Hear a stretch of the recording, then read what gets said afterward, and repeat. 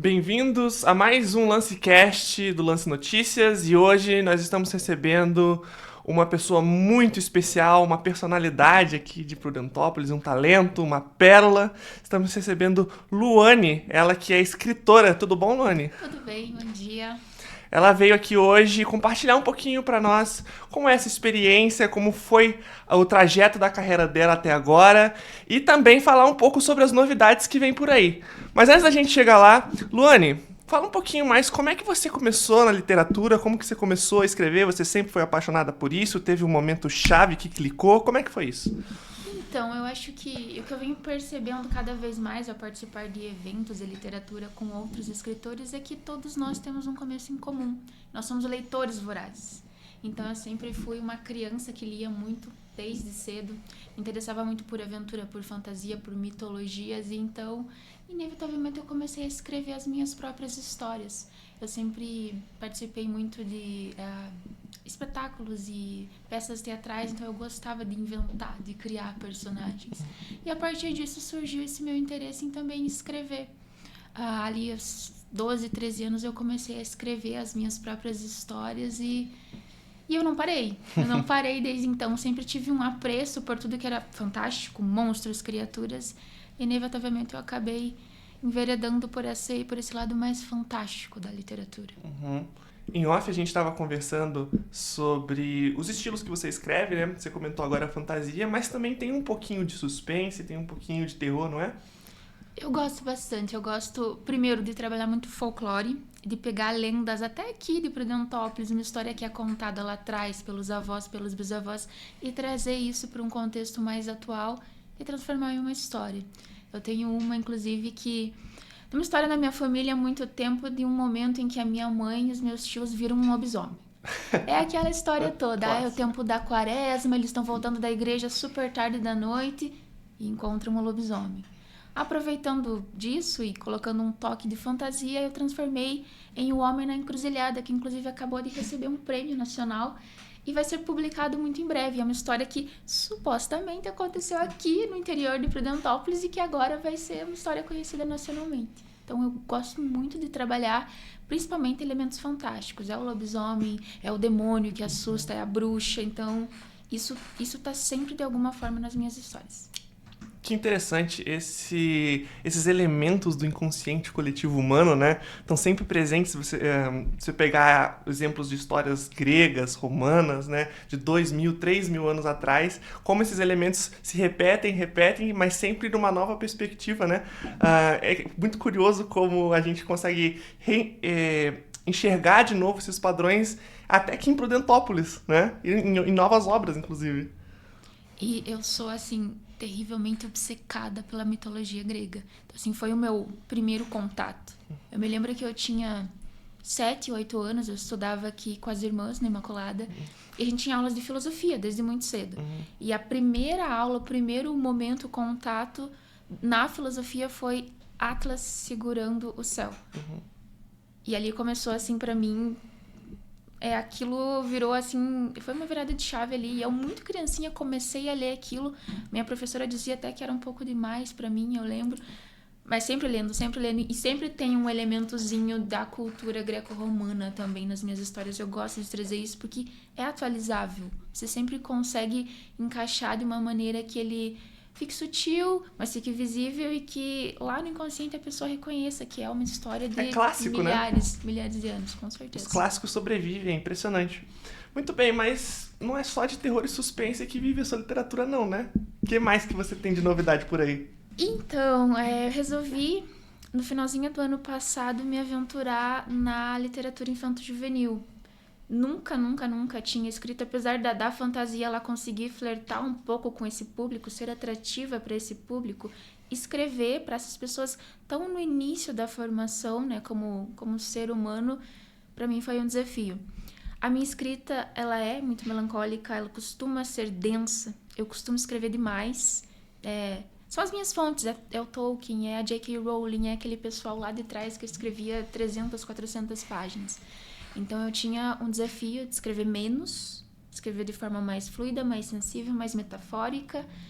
E aí que surgiu o meu novo livro, que é o Luna e as Estrelas, que foi lançado esse mês lá em Ponta Grossa, e vem com uma proposta de trabalhar o luto infantil, dessa forma alegórica, dessa forma cuidadosa, em que a minha personagem, ela se vê em um mundo que ela perde a mãe e ela precisa começar a aprender a conviver, primeiro, a caminhar sozinha no mundo, e segundo, a fechar o buraquinho que se abriu no coração dela.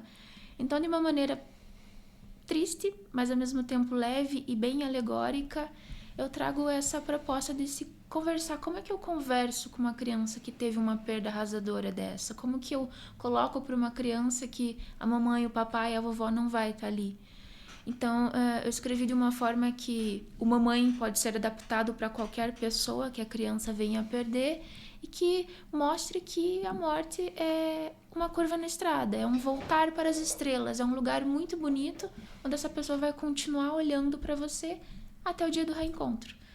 Então, os feedbacks que eu recebi até agora são todos positivos no sentido me emocionei com a história e entendi o que você quis dizer. E uma questão interessante desse livro em específico é que ele está disponível gratuitamente. A pessoa pode acessar a Biblioteca Gralha Azul, digitar lá Luna e as Estrelas, e a versão e-book e audiobook do livro estão disponíveis gratuitamente. Então, assim, experiência nova para mim, foi muito, muito, muito interessante. Eu demorei para escrever um livro muito menor e eu demorei muito mais do que eu demoraria para escrever um conto de suspense ou um livro de terror, enfim. Mas bem satisfeita com o resultado. Muito legal. Eu percebo na nossa conversa que a sua infância, né, os seus anos de formação são muito constantes na sua obra, né, culminando, inclusive, agora num livro justamente para esse público-alvo, né? Então, percebo que a infância, o período infanto-juvenil é muito importante para você. O que você tem a me dizer sobre isso aqui em Prudentópolis? Você acha que há um mar de oportunidades? Não há tantas oportunidades assim? Como que, na sua perspectiva, o que poderia melhorar aqui? Agora tem umas propostas muito diferentes. Por exemplo, eu vejo que tem um grupo de teatro infantil. Eu cresci e eu permaneço, sou artista de teatro também. Eu acho isso incrível. Eu acho interessantíssimo que crianças tenham esse contato que eu não tive da forma como eu gostaria quando eu era uma criança aqui em Prudentópolis. Da mesma forma é com a leitura e com a literatura. Eu gostaria de ter ouvido que existiam escritores locais, gostaria de ter ouvido que é possível ser um escritor, ainda que você saia de uma cidadezinha do interior. Então, assim, não sei, não diria uma sugestão, mas que eu acho que poderia acontecer mais aqui é que as crianças tivessem contato. A gente tem artistas que saíram daqui, tem escritores que saíram daqui. Então, assim, uma conversa mais, olha, você pode ser um artista, você pode ser um escritor, você pode ser um músico, dá certo. A gente ainda é muito acostumada a carreiras tradicionais. Eu mesma, chegou um momento, né, na minha adolescência que mesmo apaixonada pelo teatro e pela escrita, eu tive que fazer uma escolha mais racional. Eu tive que pensar em algo mais tradicional como carreira. E eu tentei, eu fui, eu me formei, mas não deu certo pra mim. Eu voltei porque eu realmente gostava. Então, eu acho que eu gostaria de ter ouvido lá atrás que eu poderia ter insistido desde sempre, que eu poderia ter focado simplesmente em ser uma escritora ou ser uma artista. Acho que esse tipo de conversa... Claro, eu não estou hoje dentro das salas de aula e dentro das escolas e das casas, mas eu imagino que essa conversa ainda não ocorra com tanta franqueza, com tanta abertura. E, nesse caso, talvez leis de incentivo, trazer artistas, ter essa conversa bem aberta e bem franca, poderia, quem sabe, incentivar uma criança aí que está sonhando em ser escritor ou ser um artista a insistir nesse sonho. Eu acho que existe um preconceito muito patente na sociedade brasileira atual no que diz respeito à arte, né? Os artistas, existe muito esse inconsciente de que não se paga bem, que não é reconhecido, o que é parcialmente verdade, mas não acredito que seja razão, motivo para a desistência de um sonho, né? Ainda mais um sonho tão bonito como fazer arte, né? Hoje tem muita lei de incentivo para se fazer arte. E dá para se fazer de forma independente também. Eu tenho um coletivo independente lá na minha cidade e a gente consegue fazer arte dessa forma. Mas, enfim, ainda existe um preconceito. Um pai, de repente, não vai querer dizer pro seu filho seja artista, a não ser que ele já seja do meio. Vai preferir uma carreira mais tradicional, vai querer o filho engenheiro, advogado, médico, enfim. E isso acaba minando a criatividade de uma criança que tem um potencial enorme pela frente. Eu tinha o meu caso com a literatura. Desde muito cedo eu não confiava na minha escrita. Ninguém me dizia que é bom ou que é razoável ou prossiga nisso. E eu me escondia atrás de um pseudônimo. Eu escrevia desde lá e eu publicava em sites desde lá, dos 12, 13 anos, mas ninguém sabia que era eu. Eu precisei ir para o teatro de novo, escrever peças, ver que elas funcionam com o público, que o público aplaude a peça que eu escrevi, para ter a confiança de assinar os meus livros com os meus nomes. Então são coisas que estão muito atreladas. Preciso ouvir gente de fora. Não foi a minha família, não foi meus professores, não foi meus amigos. Apesar deles sempre me apoiarem de certa forma. Precisou um público externo me aprovar, me dar essa validação para que eu me sentisse encorajada para assinar os meus livros com o meu nome e não com o pseudônimo. Então é um caminho. Torcemos que as novas gerações tenham essa validação mais facilmente, né? Que isso se torne mais patente, mais aparente para elas o mais rápido possível, o mais constante possível. Luane, pra gente fechar, uma última pergunta. O que você tem lido de bom? Eu tenho lido. Eu sou muito das pessoas que eu gosto. Tem autores que eu espero até hoje que escrevam mais.